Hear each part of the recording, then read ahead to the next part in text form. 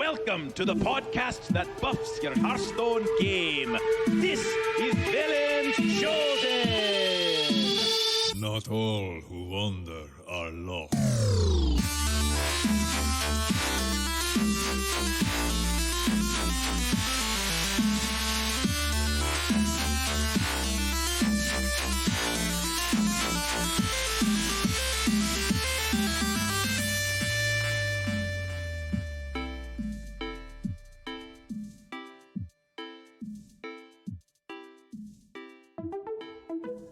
Greetings, Visionaries, and welcome to Velen's Chosen. Whether you're a competitive player, an arena specialist, a deck-building visionary, Battlegrounds maniac, or just like having a bit of fun, we can help you buff your game and achieve your Hearthstone goals. Welcome to episode 209. This week, we're going to talk a little bit about ladder, percentiles, some Highlander Rogue, and whether or not Galakrond should be nerfed. Or all Galakronds really should be nerfed. I am Grant Gould, coming back from a very long 2-week break. As many of you know, I'm a school teacher, and so I get the luxury of many students of getting 2 weeks off during the end of September, early January. So back in the saddle again. I hope all of you have a very happy new year and that your year goes the way you would like it to, and that if anything bad happens to you, that you are able to learn and grow from anything that transpires. So let's just jump into it. So Dean Ayala, Iksar, to those of you in the know, one of the devs at Blizzard, has published a rank distribution that they had taken at the end of November 2019.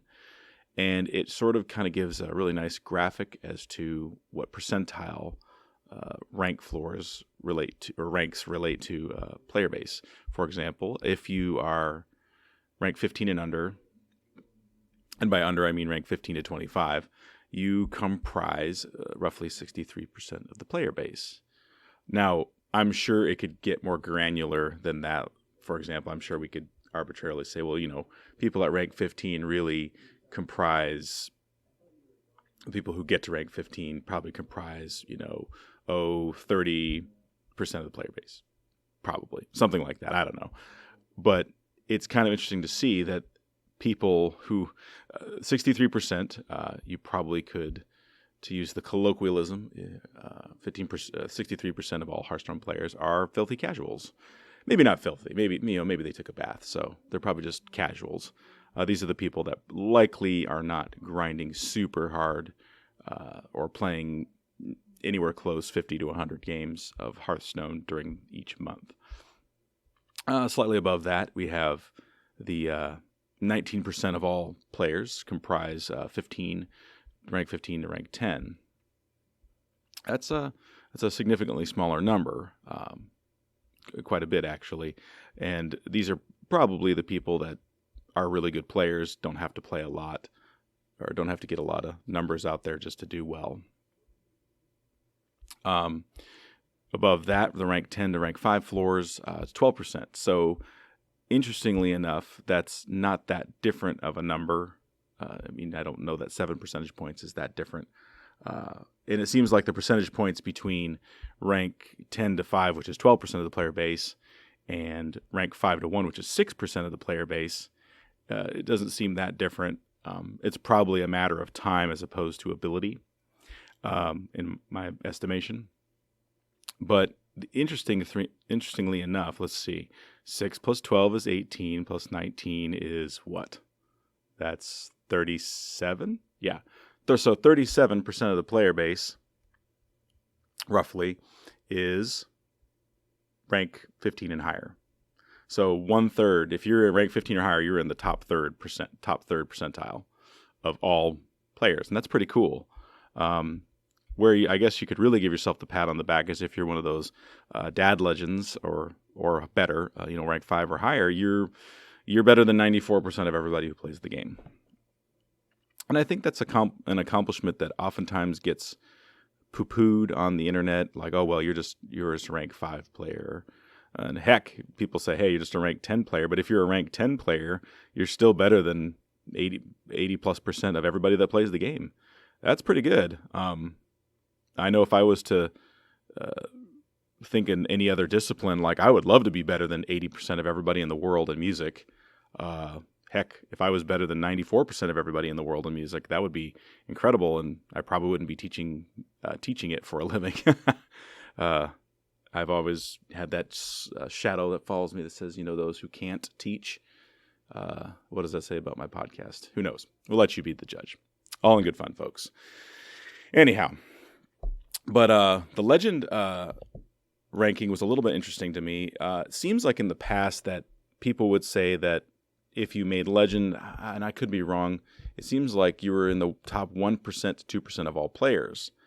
And it seems that maybe we think more people, or in the social ethos out there, maybe more people hit legend than actually do, because only 0.3% of all players, according to the November 2019 stats, 0.3% of players hit legend, and that's not a lot of people.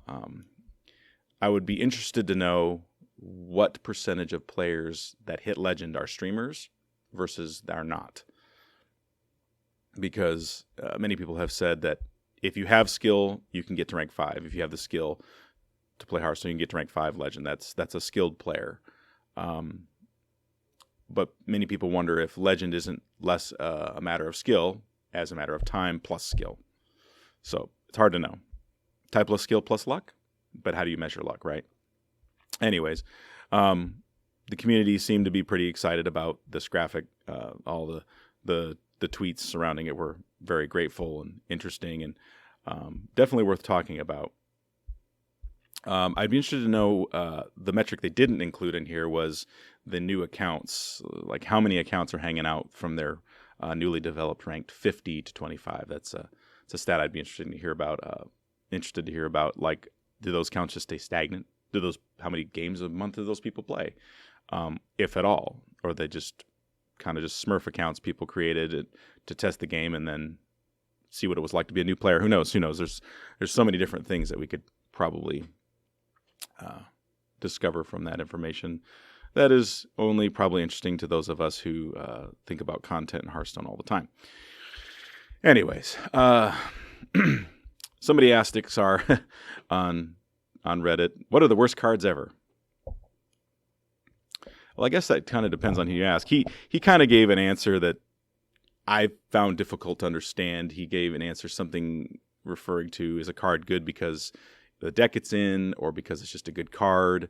Like the deck might have a negative win rate, or I would say a below 50% win rate, but maybe the card when it's played bumps that up above, So bad, worst cards, like I think the writer asked the question, is the card bad because it is just not good stats and power level, or is it bad because it makes me feel bad when I play it, or it, like Brent, not meaning to segue into the next thing yet, but Galakrond cards, are they bad cards because they're just too powerful? I don't know. You got to have bad cards. If they made every card good, well, I think the game would be very difficult to play. I don't think there would still be a level. There would still be the best cards would rise to the top, and then what would generally be considered on average a good card is now, because it's not broken or OP, would now be a bad card. So that's just an interesting idea. It almost seems like a relative semantical game to play when somebody asks the question, what's the worst card? Same with what's the best card. Almost always it's contextual, both within the deck, both within the rank, both within the player's skill base, and just the overall power set of the cards that exist and are being allowed in whatever format you're playing in. I digress.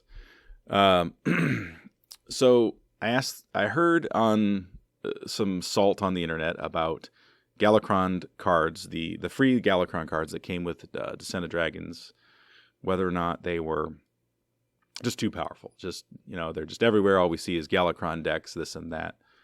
And is that making the game stale? Is that making the game unfun? Is that making the game all the negative things that the Hearthstone community will bring up over and over again once they are bored with their new toy? So I thought I'd ask some of you guys in the Discord what you thought. And the question was, should Galakrond be nerfed? Why or why not? Does it need a nerf now? Is it causing problems in the game? Ridiculous Hat said yes, but mildly. Not for this year's meta, but the post-rotation one to keep them from dominating Gen and Baku style. So Gen and Baku, everybody loved them for a while, but then when they started being the only types of decks you saw over a prolonged period of time, people started getting really tired of them. And if you remember right, they just kind of moved them to Wild. It was the earliest move of a new card or a newish card to Wild. I think they lasted a year. They didn't even make a full rotation before they got moved.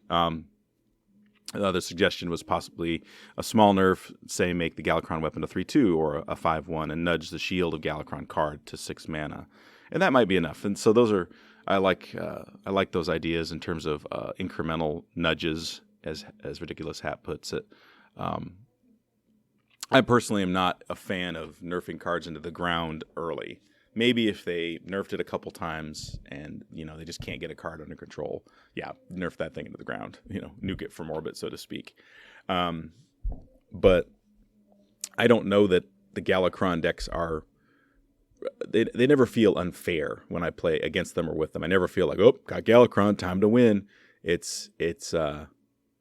seems like a pretty decent card.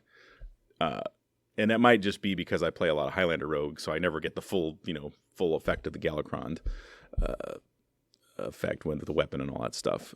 But I digress. Steven Sensei says maybe he wants to see what the single-player expansion brings to the hero classes, Galakrond, side quests, things like that.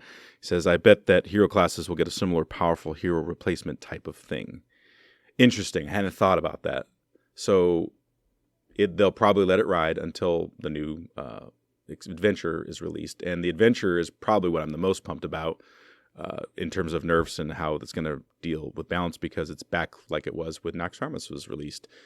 You buy the adventure, you get new cards, and oftentimes they're powerful, new possible hero classes to sort of kind of counterbalance the Galakrond. I love the notion. I love the thought. I think it's great. Oxidized writes, does Galakrond move Galakrond essentially to from 1/2/3 instead, maybe like a 1/2/4, like do whatever the thing 4 times. So make it a little harder to get that last. It sounds like what he's saying is make it a little harder to get to that last extra buff to the Galakrond card. That could work too. Making it a little harder to achieve the thing that is perceived as easy oftentimes goes well with the community. So we'll see. I think that could be a reasonable balance. Again, I personally am in favor of nudges, not wholesale drastic changes, because there are many cards in the graveyard that have seen too drastic of a change and nobody plays them anymore. And, maybe I just have a mild affinity for the cards that end up on the island of Misfit Toys, or you'd like to see them again, the card that has the train with the square wheels and the pistol that shoots jelly. Are those cards? Who knows? Anyhow. So a little bit more of the meat of the show, or the deck of the week is, as many of you know, I'm just kind of a Rogue file. I love Rogue, Rogue is Bay, all that stuff. And so the deck I've personally been enjoying the most in the last month or so, with the somewhat limited amount of Hearthstone. I guess for me, limited may not be limited for somebody else, but is the Highlander Rogue that J. Alexander kind of published, and it's a really, really good mid-range deck. I'm surprised, like how do you classify Highlander decks in a lot of ways? But I think that essentially it's a mid-range deck, and we just haven't seen too many mid-range decks until Descent of Dragons came around. Everything was very control-y or very aggro, and even aggro, I would say, just didn't exist as not in the way it does now. Before that, but so the list I'm going to read you is the one that's been kind of floating around, and I wanted to talk about the cards that are in it, kind of how to play it, but also some like ways you can substitute depending on what you're seeing. So the list that he has published, and of course there are many variants with small changes in it, is Backstab, great early card just to clear some pirates. Shadow Step, the card that everybody clamors to get rid of, needs to be nerfed into Wild or whatever, or nerfed into the ground where you can't play it anymore. Mostly because people just don't like seeing multiple Alexstraszas, multiple Leroys, etc.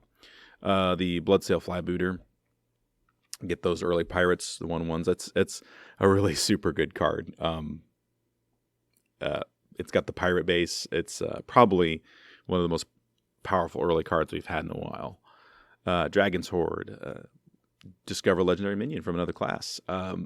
That card ends up hitting more than it misses, in my opinion. I like it. I'm happy when I have it. Pharaoh's Cat. Good to get those reborn minions, although, again, a little bit of a dice roll. Praise Galakrond. Give a minion 1 attack. Invoke Galakrond. Eviscerate. Bolt Standby. Sap. For those taunt priest minions.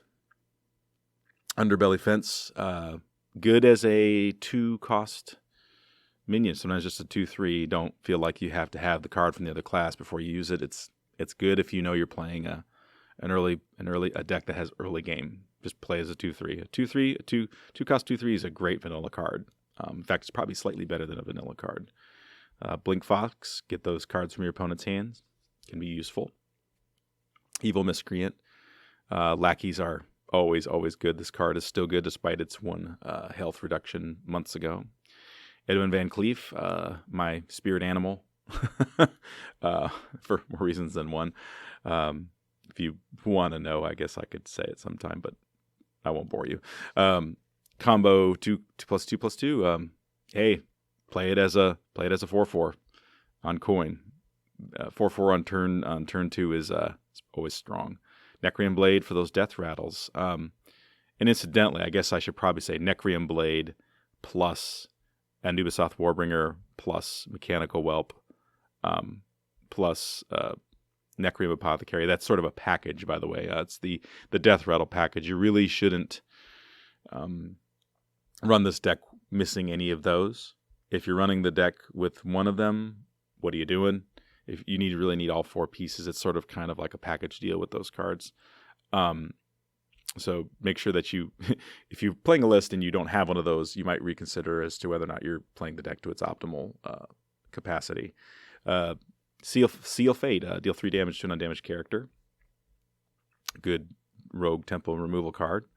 And you get the invoke. So remember, you get the lackey when you invoke. Hench Clan Burglar, again, another burgle kind of card. Seems to have been in many rogue decks, very popular. Necrium Apothecary, of course. Vendetta. Again, a card that you don't want to keep it in your mulligan, but don't feel bad if you play it for 4. Some people are like, oh, I have to have something in my hand to play it, and don't feel like you have to do that.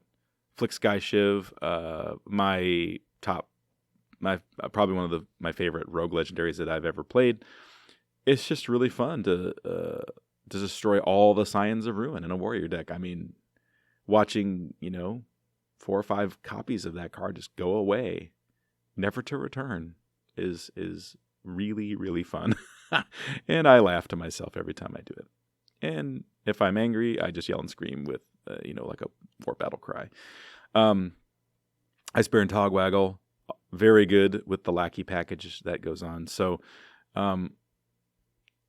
really, if you aren't pulling lackeys, this card feels so dead and bad. But if you're getting the lackeys and you're running that stuff, it's great. Galakrond the Nightmare, 7 cost plus 5. Interesting thing about this card is you'll almost never get it up to the maximum draw 4 cards that cost 0 or cost 3 cards that cost 0.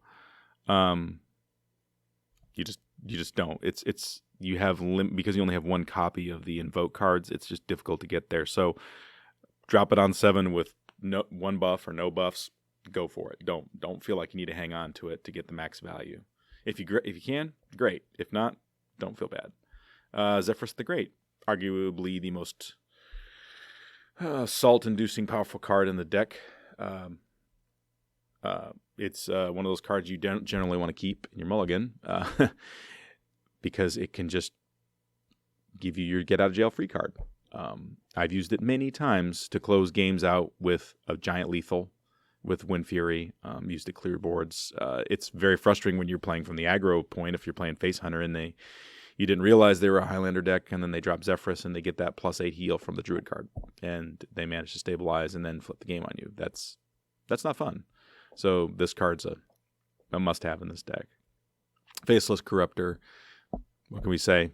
2 4/4s with Rush. It ain't bad. Awesome tempo card. I've always thought that this was sort of a top Rogue card, if ever there was a Rogue card. They probably should have just printed it for Rogue, given it the black background. Of course, Leroy. Now, Leroy isn't essential to this deck because you're not playing an aggro type of game. Sometimes it feels like you can, depending if you're playing a hyper control deck or whatnot. But it's just for good burst, especially if you want to close a game out with Shadow Step and you have it. Leroy's great, and if you pull Leroy for 0, it feels real bad from Galakrond. Shield of Galakrond. This was the card that Ridiculous had mentioned possibly being a good nerf to the Galakrond hero card. It's a 5 cost, 4/5 with taunt, and of course invokes, so it also gives you a lackey. Seems like a very good card. It just really just stops you in your tracks a lot of times, especially if you're playing from the aggro point of view, which I've done a fair amount of this month as well. Ziliax, the auto include. It is turned into an auto include card. So many decks have it. Only decks that I don't see that have it are any decks that are hyper aggro. If it's hyper aggro, it's not running it, but maybe it does. It's just such a good card. No nerfs in the future. Nothing like that. Krunk's Dragonhoof. So I like playing Kronks on curve. That's what I like to do with them. It's really cool if you can get the devastation, but it seems like most of the time you're just not getting the devastation. And it might be that for me, maybe I just am wanting to hold out and try to get max Galakrond power on the field, but Kronks, I don't get the devastation so much, but it's super useful if you do. I like it better as a devastation card, but I oftentimes just play it for tempo on turn 6. Mechanical Whelp. One of those wonderful cards you keep in your hand, not because you want to, but because you really want to try and abuse the Apothecary. Although, it's also really mean to play that and when you have the Necrium Blade out and just get a free 7/7. That's pretty disgusting. Tiamat. Tiamat's just a good all-around card. Great all-around card. It does all the things you need to do. It's kind of like a more expensive, less... more predictable Zephrys. It's kind of what it reminds me of. Maybe it's because they're both elementals. Maybe they'd like their cousins or something like that. But man, he can help you clear a board if you need to eliminate a threat. He can just slow down an aggro deck. There's all kinds of great things it does. Nubasoth Warbringer, great if you can get him on the Apothecary from the Apothecary. Real bad if you have to play him out of hand. And Alexstrasza, Dragon Queen Alexstrasza, one of my favorite cards in the new set. Next to Sky Shiv. Because it's just really, I guess a part of me just likes the dice roll. The Alexstrasza into, oh, hey, what do you know? Second Alexstrasza. Or, hey, look, Ysera. That's just really cool. Or, hey, dang, I have 4 health, but you know what? I can now heal my hero up. So, this deck kind of has 3 sort of mechanics revolving around. It has the Burgle mechanic with, the discover something from a class like Inch Clan Burglar, things like that. It's got the Galakrond mechanic, all the stuff that goes with it, and it's got the Death Rattle mechanic that it has that goes with it. The version that J. Alexander HS puts out is got all 3 parts to it.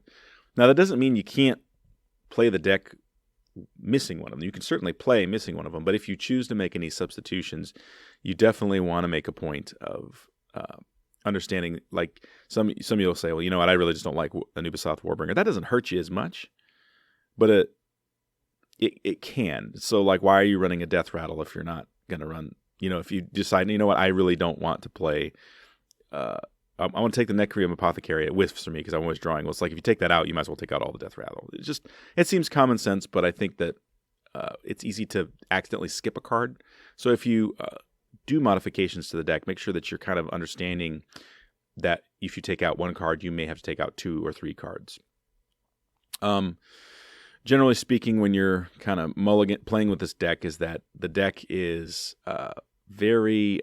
The 2 things you have to remember is you want to draw the good cards. You want to pick good cards based on the section of the game you're at. So for your early game, you want to draw good cards. You want the ones that are going to help you stabilize or ramp up fast against a control deck. So, like, if you're playing against Face Hunter, you don't want to keep stuff that makes you wait a turn. You want to immediately play on board. So, Face Hunter is Bloodsail, 5-footer, Backstab, Underbelly Fence, possibly Bink Fox, possibly Evil Miscreant, Zephyrus the Great for an answer to something they put out there. Those are the cards you want. You want to make sure you're really just checking that out. But if you're playing a control deck like Priest and stuff, you want to maybe play some of the you're going to really look for the stuff that's going to make your deck broken fast, like some Necrium Blades and Apothecaries and things like that. Things that can help you just get on the board and get it to where they can't answer your ideas. But generally speaking, you want to keep Necrium, Apothecary, Zephyrus the Great. They're just the kind of cards that can do stuff you need them to do. You want to try and high roll as often as you can, and with this particular Highlander deck, you want to high roll. Depending on, again, you want early cards for... Early cards aren't bad, even against a control deck. So Pharaoh Cat, Blitzsail, Flybooter, excuse me. Seal Fate, not really anything special about it, but it gives you sort of the remember, it gives you a lackey. So, and it does some removal. So it's one of those things, like, it doesn't feel great to have it in your opening mulligan, but it can be useful, especially because you do then get a 1/1. Dragon's Horde is not a bad thing to have. The problem is you just sort of kind of spend mana to pick a card that you play later. Although the nice thing is sometimes you can kind of, quote unquote, search for something you might need. If you know you're playing a slower match, I think Blink Fox is okay to keep. Underbelly Fence is almost always good in my mind, especially if you're not playing if you're playing a control deck. I think it's just good to get it out early, even if you don't have a card in your hand. And Edwin and Evil Miscreant for sure keep if you have coin, just because they are great combo activators and give you a lot of tempo. One other thing, if you're playing against an aggro deck, you want to make sure that you might consider keeping Ziliax, because Pirate Warrior and Face Hunter are things, and they're common, and they can get you down real fast. And a lot of times those types of decks aren't running silence, so you can almost guarantee 6 health, extra health that might give you enough to stabilize. So anyways, that the thing about the game plan of this deck is that you have to be kind of flexible. You can't there's no such thing as like auto keep this, auto keep that, in the strictest sense. Like, some decks are that way. But in this deck, you kind of, the best advice is you definitely want cards that curve out. If you can kind of predict what you think your opponent's going to want to do, like, for example, if you're playing a Face Hunter and they have, and you realize it's a Face Hunter, or you just suspect that they are based on how they mulligan or whatever, what's the card? Seal Fate is not necessarily a really bad keep, even though it might feel like it, because they have that beast. I'm blanking out on what it's named, that when you use the hero power, it summons a secret, and you don't want that to be left alone too long. So that's sort of like a situational thing. Otherwise, I wouldn't necessarily want to keep Sealed Fate. So it's kind of situationally good. Same thing with Eviscerate. That might come in handy, because if they get an animal companion out there and you need to deal with that bear that's going to hit you in the face for 4, or even just deal with Huffer, just hit him for 2, that's good, right? So the general rule of thumb is play the deck, try to get the most powerful cards you can on curve. If you can do that, you'll do fine. The thing about it is this deck tends to be able to flip. It can really flip especially if you get the Death Rattle thing going early. So it might feel like you're behind, Death Rattle, boom, you're good. Like all rogues, they tend to come from behind, and they tend to seem like they're not doing so good, and voila, you suddenly won, and your opponent is left sort of kind of wondering what the heck just happened. So anyways, this deck is super fun to play, partly because there's some random elements. The Discover elements, the Burgle elements really just make it fun. The Alexstrasza components make it fun. The Galakrond components make it fun. And it's just a really fun deck to play. So if you're kind of looking for a deck that'll help you climb for sure, and actually have a good time doing it, this is the one I'd recommend, particularly because nothing's been nerfed, so it's still pretty strong. If you're looking for something just to climb quickly that maybe isn't as fun, I'd probably say Face Hunter, Pirate Warrior. Those are good decks, and we'll talk about them more later. Sidisi's got a great list, brand/face, because I think he calls it brand meets face. So that sounds like a deck that I want to try too, because I just kind of like Highlander decks, and I like decks that have options and that this deck definitely has that. So anyways, if you want to find us on the interwebs, you can head on over to velenschosen.com. We have links to everything you might need. Jump in the Discord. Find me on Twitter at WatchmanHS and or Velens at Velen's Podcast on Twitter. And be happy to talk to you about anything you may have in mind.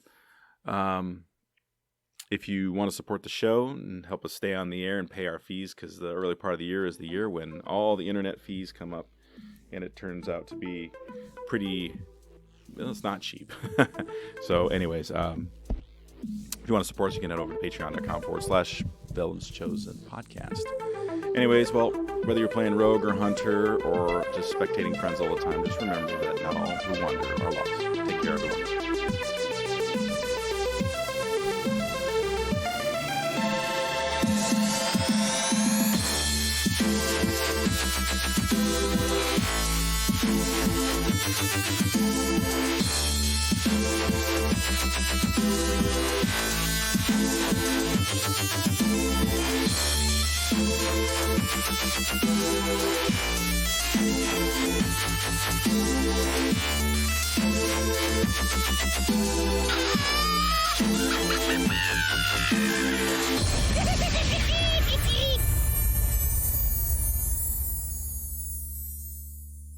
I foresaw this.